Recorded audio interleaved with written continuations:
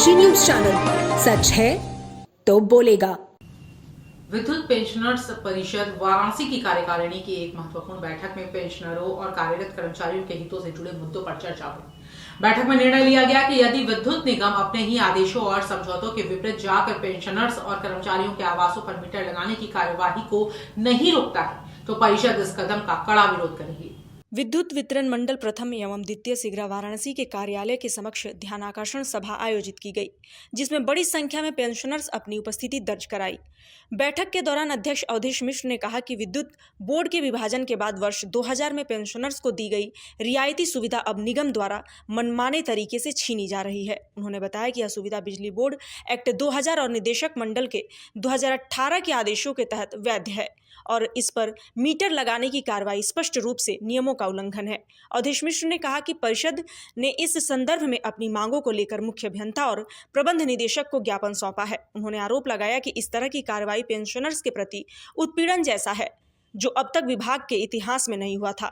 बैठक में सर्वसम्मति से यह संकल्प लिया गया कि जब तक नियामक आयोग द्वारा LMV 10 दर को पुनर्स्थापित नहीं किया जाता तब तक मीटर लगाने की कार्रवाई को रोकना ही होगा। परिषद ने निगम प्रशासन को चेतावनी दी कि यदि इस पर तत्काल निर्णय नहीं लिया गया तो आंदोलन को तेज किया जाएगा। मित्रों, हम लोग विद्युत पेंशनर हैं, विद्युत विभाग से पेंशन पाते हैं। हम लोग 2000 में जब बिजली बोर्ड का विभाजन हुआ, उसमें एक शासनादेश हुआ 2016 जनवरी को। उसमें यह स्पष्ट लिखा गया कि जो भी कर्मचारी हैं उनको जो सुविधा बिजली बोर्ड में मिलते थे उससे कमतर सुविधा नहीं मिलेगी। अब क्या है, वर्तमान में जो मौजूदा सरकार है वो अब हम पेंशनरों के यहाँ वो स्मार्ट मीटर लगा रही है।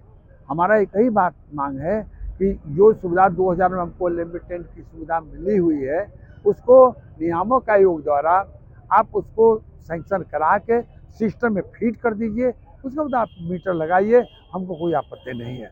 इस बात को लेकर के आज यहाँ पर बुजुर्ग पेंशन भारी संख्या में आप लोगों ने कवरेज किया है और अपनी मांगों को हम लोग अधीक्षण फर्स्ट और अधीक्षण सेकंड के माध्यम से और मुख्य अभियंता और MD को हम लोगों ने ज्ञापन दिया है। इसमें सार्थक बात है कि इन अधीक्षण अभियंता ने हम लोग का आश्वस्त किया कि किसी प्रकार का ह्यूमिलेशन, किसी प्रकार का उत्पीड़न हमारे विभाग के द्वारा कर्मचारियों को नहीं हुआ, ये उन्होंने आश्वस्त किया है। हमने भी आश्वस्त किया है कि हम आपके साथ कंधे से कंधे मिला के चलते हैं विभाग की बेहतरी के लिए। धन्यवाद।